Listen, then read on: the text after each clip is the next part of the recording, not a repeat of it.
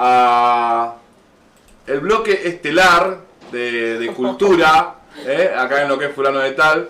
Estamos hablando de Virginia Perezón, que nos trae hoy algo. Virginia López, perdón. Va a tener problemas, amigo. ¿Qué pasó? ¿De Perezón? Ah, no. No, pero no porque no quiera casarme. Bueno, no. ¿Por qué hay que ponerse el apellido de otra persona? Yo quiero aclarar algo. Si mañana me ven que subo una foto con el ojo negro, ya saben quién fue. Bienvenida, Virginia López. Virginia López. Ah, bien. Ahí va. Bienvenida. alias la profe. Es ese saludo tipo Perón, quizás. Ajá, te juro. Claro. Era re peroncha la Virginia. Alias la profe. Y bueno, pasa que no hubo ninguno trotskista en el gobierno todavía. Claro. Algo que sí quiero denunciar. A ver. Vi una foto. Arrancó re tranqui. Sí, tranquilísima. Terrible, porque me indignó muchísimo. No sé si vos la viste, Gordo. Mirá, ¿viste? Hay espíritus chocarreros que no quieren que haga la denuncia. No sé si la vieron, pero hay una imagen de ayer de Milei, una foto haciendo así. No. No, terrible. Terrible. Él lo sabrá, porque tanto habla de los zurdos. ¿Sabrá que esto es de los zurdos? Ah, yo no tenía ni idea, perdón. Ah, ¿no? Sí, Bueno, sí, es de los zurdos. Ah, ¿sí? la vez de los peronistas, Ajá. o bueno, de los hippies también, si querés. Pero Tranqui. Vino tranqui. allá tenés la de los rockeros. Ajá. Y bueno, esto No. es nuestro. Entonces yo tengo un tatuaje de octubre y no tenía ni idea de lo que significaba, ¿Sabés por qué octubre? Sí, obvio. Ah, bueno, entonces. Sí, bueno. Asocialo. Claro, tal cual. Ahora tiene sentido, Ahí tiene- ok. Bueno, Por así el que Oktoberfest, quiero, por ¿no? favor, No era por el Oktoberfest. quiero que Milei sea juzgado. Cuando seamos gobierno, sea juzgado por haber hecho eso. Bueno, dicho esto, ¿cuáles son uno de los problemas que tiene nuestro país desde que nació? A ver, tiren así. Yo, profe, la corrupción. Sí, pero no vamos a hablar de eso. Sí, pero no. El narcotráfico. Sí, Los Fred pero Machado no. de la vida. Sí, pero no vamos a hablar de eso. Bueno, estaban Fred y Beruti, ¿no? Las coimas, ¿no? Claro. Sí, pero no. Tampoco vamos a hablar de eso. No, bien. Bueno, las deudas. Sí, deudas. Ah, sí, era muy obvio. Bueno, Ya sabía. probablemente hayan escuchado quién fue el primero en que nos endeudó. Sí. ¿Sí? ¿Escucharon quién Sí, fue? sí. Sí. ¿Quién fue? El primer presidente que nos endeudó. Rivadavia. Rivadavia. ¿Vieron que se dice el sillón de Rivadavia cuando cada vez un presidente nuevo asume el poder y va a ocupar el sillón de Rivadavia? Sí. En realidad está mal dicho, porque Rivadavia fue presidente pero por una ley de la provincia de Buenos Aires. Nada que ver, ¿eh? Ajá. Nada que ver. Sí. Un poco centralista. No pidió plata para hacer el sillón ya, ¿eh? O sea, no nos endeudamos por el En sillón realidad todavía. no sé dónde vino el sillón, si vino de su casa, si era del cabildo, pero bueno, en fin. Está mal dicho porque en realidad él fue presidente por un año a partir de una ley que sancionó la legislatura porteña en 1826. Y ustedes dirán, ¿por qué a través de una ley? Bueno, ahí tenemos que pensar en el contexto en el cual estaba nuestro país. Tengamos en cuenta, 1810 comienza el proceso revolucionario por el cual nos vamos a independizar de España, de la corona. Ajá, Corona éramos española. colonia española. Y no podemos hablar todavía de República Argentina, no existía tal cosa. Lo que existían eran las provincias unidas del sur, o del Río de la Plata. El Río de la Plata. Así éramos conocidos. Y no eran 23 provincias, por supuesto, eran 11. ¿Profe, puedo saber mate? Sí, cómo no, cómo no. No se enoja, ¿no? No, Le mandamos un abrazo Sí. a los uruguayos que les recordamos que eran una provincia nuestra. en realidad, para ser más técnico, era una provincia del Virreinato del Río de la Plata. Muy Ahí va. bien. Paraguay también. Paraguay El Alto también. Perú también, que Ahí va. hoy es Bolivia, ¿sí? Y esas son las provincias que no querían estar con Buenos Aires en el proceso revolucionario, ¿sí? Todo bien con la revolución, pero no con Buenos Aires. ¿Se entiende? Como ahora, básicamente. Básicamente. Las provincias siempre estuvieron desconformes con que el poder esté centralizado en Buenos Aires. Por supuesto que hay que tener en cuenta que en esa época Buenos Aires era una de las provincias más importantes porque tenía el puerto. Claro. Pero En no ese solo, momento- o sea, a nivel continental también. Sí, pero más que nada acá en esta región, Ok. Buenos Aires era el que concentraba el poder económico y político porque tenía el puerto. Sí, sí, sí. Y tener el puerto implicaba ser vía de comunicación con el resto del mundo Sí, y poder acceder a los ingresos aduaneros, ahí va. que eran muchos en su momento, para una región como la nuestra que venía muy paliada por ser colonia de España. Ujú. Contexto en el que España, lo único que le interesaba de sus colonias era extraer riquezas de todo tipo, lo que le sirva a España y nada más. O sea, si acá se morían de hambre o si estaba todo retrasado, no había progreso y demás, no le importaba a España eso. Bueno, les decía, 1810 comienza el proceso por el cual nos vamos a independizar. Por supuesto que no es un proceso que se da de la noche a la mañana. Recién en 1816, en el Congreso de Tucumán, se va a declarar la independencia, ¿sí? Les voy tirando así datos que recuerden y que demuestren el contexto en el que estamos cuando vamos a hablar de la deuda, ¿sí? Bien. Hasta 1820 podemos decir que es un periodo muy inestable políticamente. Por supuesto que la inestabilidad política conlleva que económicamente estemos constantemente en crisis, sumado a las guerras, no solamente guerras por la independencia, ¿sí? Guerras entre realistas y patriotas, Ajá. donde se necesitaba Claro, tener financiamiento, cosa por la cual pelearon Belgrano y San Martín constantemente y no obtenían nada de Buenos Aires. Y también, una vez acabada, concluida o paralelo, las guerras civiles, las guerras entre las provincias. Ajá. Cada provincia quería defender lo suyo, ¿sí? Tenía sus propios intereses, sobre todo teniendo en cuenta de que Buenos Aires insistentemente quería ser la cabeza, ¿sí? Bueno, entonces había un montón de cosas por atender económicamente, así que imagínense 1810, 1820, Argentina totalmente pobre y políticamente inestable. De la primera Junta de Gobierno de 1810, luego se suceden la Junta Grande, donde ingresan todos los diputados de las diferentes provincias en representación de sus provincias. Después viene un primer y un segundo triunvirato. Y finalmente un directorio que dura hasta 1820, donde se suceden varios directores supremos. Esas eran las primeras instancias de gobierno que tuvo nuestro país, ¿sí? Faltaba ponerse de acuerdo en qué forma de gobierno íbamos a tener en concreto. Si íbamos a hacer un país nuevo, ¿qué forma de gobierno íbamos a adoptar? Se discutió un montón, se pelea por eso, se van a pelear, sobre todo desde 1820 en adelante, dos facciones políticas, unitarios y federales, van a pelear por un proyecto de país, ¿sí? Mientras que los federales insistían en de que las provincias tengan representatividad, Claro. tengan la posibilidad de luchar por sus intereses, Poder decidir algo. decidir por su cuenta, Claro. desde quién va a gobernar esa provincia hasta las leyes, digamos. Por otro lado, estaban los unitarios o centralistas que pretendían de que en realidad un gobierno en el país, para ellos era un gobierno centralizado, ya sea en Buenos Aires, ya sea en Córdoba, porque también había unitarios de cordobeses que insistían en que Córdoba tenía que ser la cabeza. Por ejemplo, Bustos va a insistir en eso y Buenos Aires le va a quitar esa posibilidad.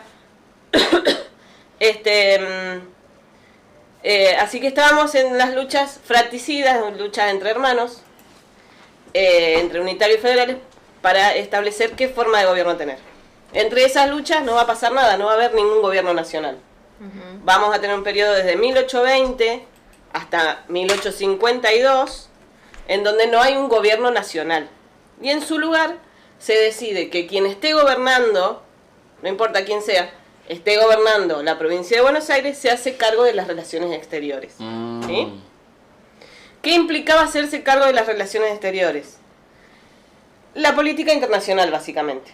Lo primero que en ese momento se necesita es que otros países nos reconozcan como país independiente. Que reconozcan que nosotros nos habíamos independizado de España. y gracias a ese reconocimiento poder obtener, por ejemplo, préstamos. Claro. ¿Sí? No cambió nada, está todo igual. Por eso hablamos de que en realidad es una nueva forma de colonización en la Claro. que estamos asistiendo desde que nos independizamos. Nos independizamos políticamente, pero económicamente nunca. Nunca, es verdad. Y ahí hay que traer a colación a alguien que tuvo mucho que ver con ese neocolonialismo, que fue Inglaterra. Ujú. Durante el siglo XIX Inglaterra se va a transformar en potencia económica, potencia imperialista. Y, por ejemplo, la libra esterlina va a ser lo que hoy es el dólar, ¿sí? Como para que se den una idea. Todas las transacciones internacionales se hacían con la libra esterlina.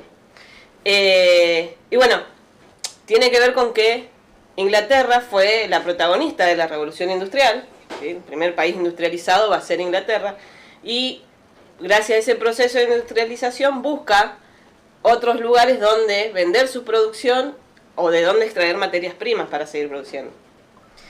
Y además, como va acumulando riquezas, va a necesitar también lugares donde invertir esas riquezas a través de empréstitos.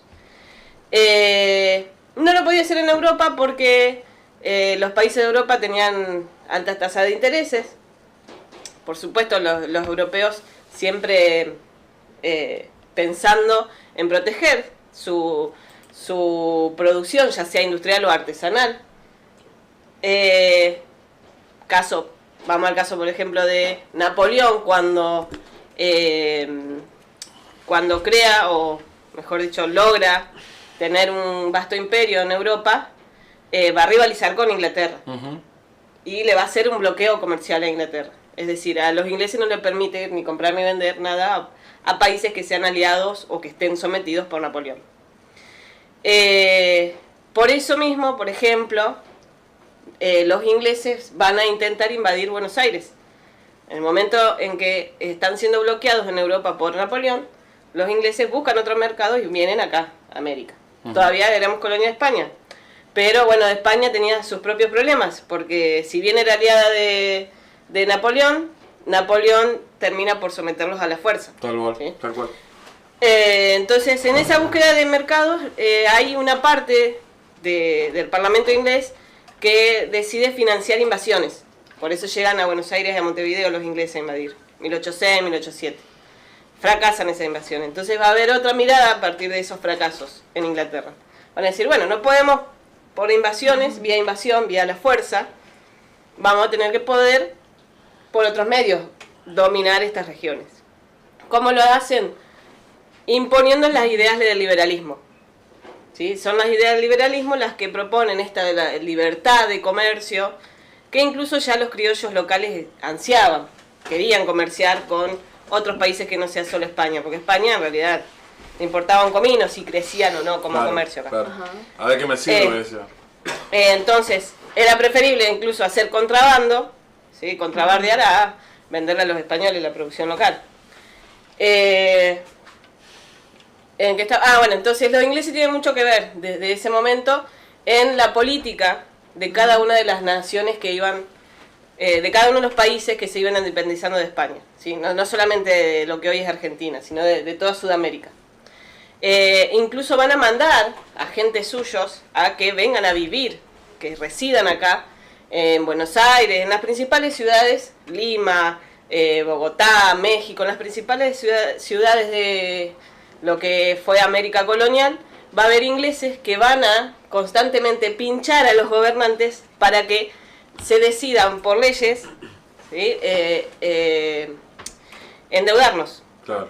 Bueno, el primero que va a ser convencido, está bien, uno dice Rivadavia, pero a su vez, además de Rivadavia, había otros. Otros que estaban, que tenían esta mirada liberal, pero creían básicamente que el liberalismo era una forma de ver el progreso para el país.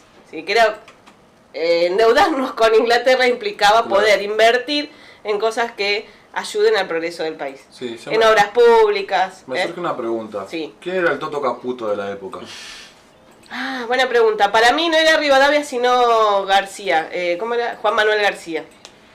Que es como el que también pinchaba mucho ahí, lo secundaba a Rivadavia.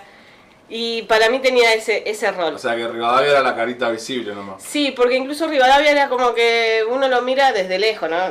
Y lo que leo de los historiadores. Era como un moralista en el sentido de que seguía mucho sus ideales de liberalismo, de utilitarismo, claro, católico, católico. Claro, bueno, este es judío, bueno, digamos, tenía muy marcadas sus convicciones religiosas. Claro. Todo un idealista, digamos. Pero siempre secundado por otros que le decían, mirá, esto es el negocio, esto es lo que va, qué sé yo. Sí. Aconsejado. Claro. En realidad Rivadavia era secretario del gobernador de Buenos Aires en ese momento. Recordemos, yo les dije, no hay gobierno nacional en ese periodo, de 1820 a 1852, no tenemos un gobierno nacional. Cada provincia hacía la suya, básicamente. Y lo que trataba era de buscar vínculos, relaciones con otras provincias en cuanto le convenga, ¿sí? Por ejemplo, las alianzas que en su momento hizo López con Ramírez, López con Rosas, digamos, tenían que ver con intereses, tanto económicos como políticos, para sobrevivir. Porque en realidad Buenos Aires era la que tenía... Estamos hablando de Estanislao López, ¿no? Sí. Entonces, en ese periodo, los que se encargaban de las relaciones exteriores, como les dije hoy, va a ser el gobernador de Buenos Aires. Rivadavia llega como secretario, en realidad, con todas estas ideas del liberalismo, de progresismo, de la época, muy distintas a las nuestras, ¿no? Por supuesto. Y va a haber un problemita a nivel local, que va a ser que en 1824... Brasil invade la banda oriental, lo que hoy es Uruguay. ¿Por qué? Porque Brasil tiene otro proceso por el cual se independiza, muy distinto al nuestro, ¿sí? En Brasil comienza a ser primero un imperio, ¿sí? Cuando llegan la corte portuguesa, que disparaba de Napoleón, se vienen a Brasil, y a sus colonias acá en América.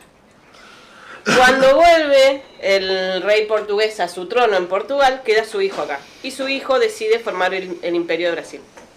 Digamos, se independiza de su padre, claro, y se corona a sí mismo el primer emperador de Brasil. El papá le dio un terrenito para que... Claro. Le dio un terreno.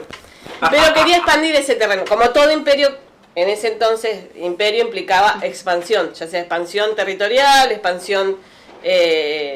económica, como sea, pero eso es lo que hace un imperio. Y para eso tenía los ojos desde hace mucho en la banda oriental.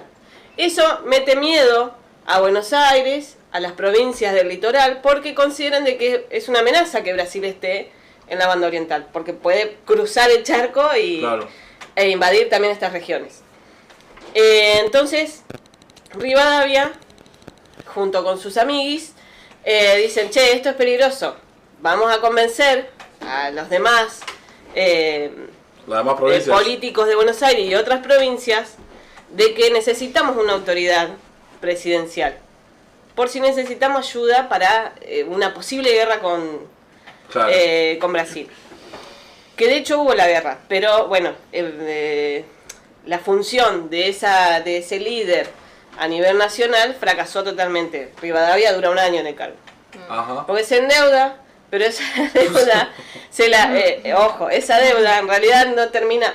Está bien, hay diferentes aportes teóricos en cuanto a ese caso, pero por ejemplo, un historiador revisionista como José María Rosa plantea que esa deuda que contrajo supuestamente para la defensa se la bicicletearon.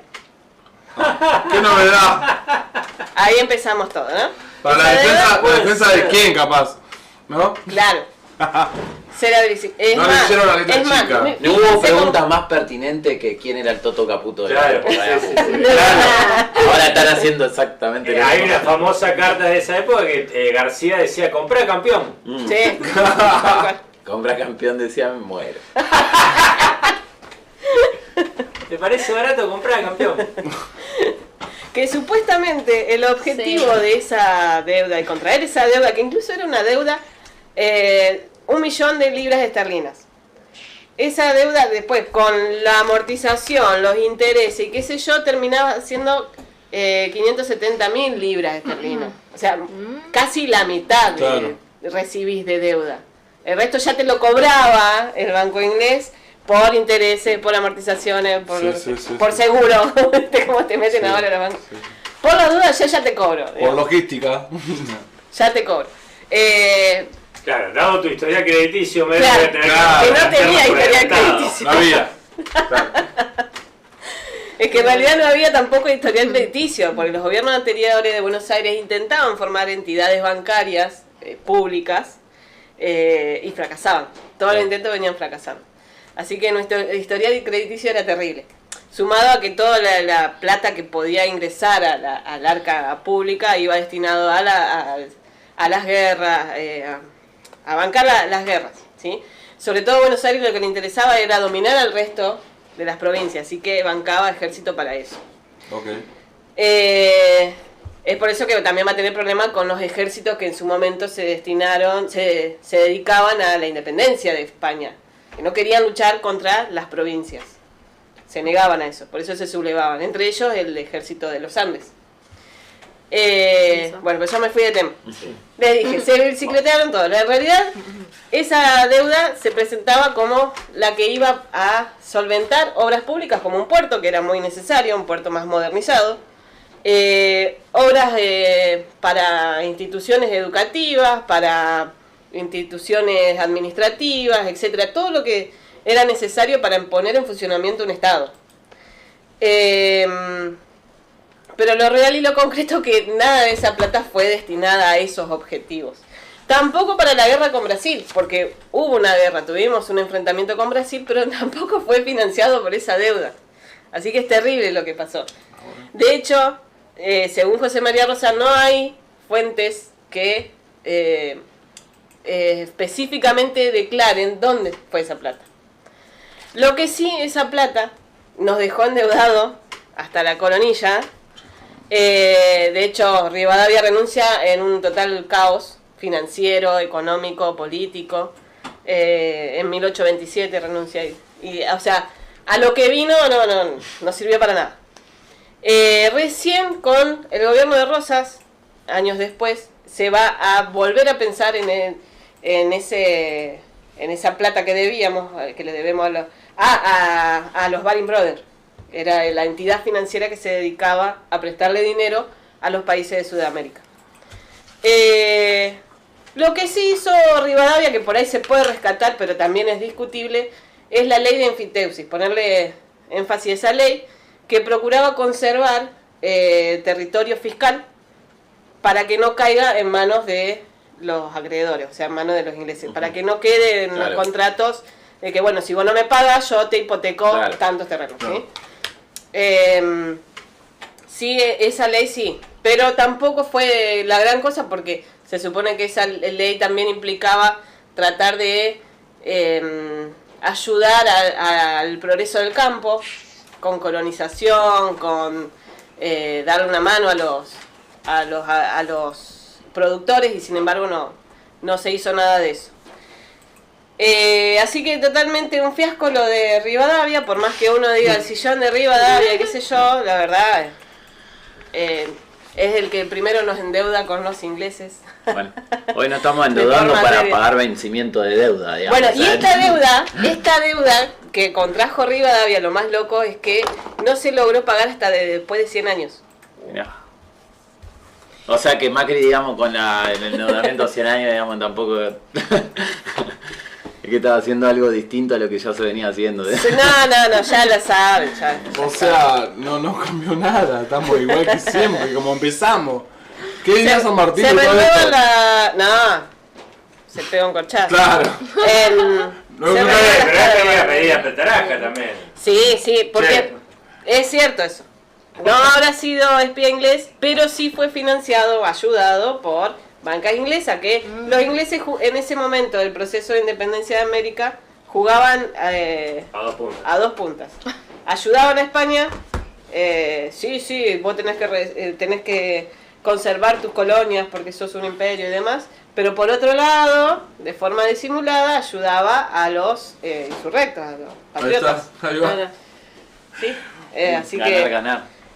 Wow. pero porque ya los ingleses veían a estos incipientes países como mercado para sus inversiones, ya sea de capital o de empresa o para vendernos nuestros productos.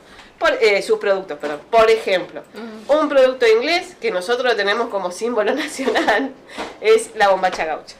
Ah, sí. Ah, mirá. ¿En serio? La bombacha gaucha en realidad estaba pensada para el mercado árabe. No sé si ustedes se dan cuenta que son... Claro. Y que tienen una pinta más árabe. Era para los árabes. No se la vendieron a los árabes. Mirá Trajeron vos. esa ropa a venderla acá. Mirá vos. Y era económica, así que quienes podían Ajá. adquirir a esa prenda, los gauchos. Mirá vos. Bueno, Pero bueno, nos apropiamos de eso. Claro. Siempre, Sí, siempre sí, culpa de Buenos buena Aires, loco, razón. perdón, pero la historia de la cuente quien la cuente, siempre la culpa de Buenos Aires, hermano.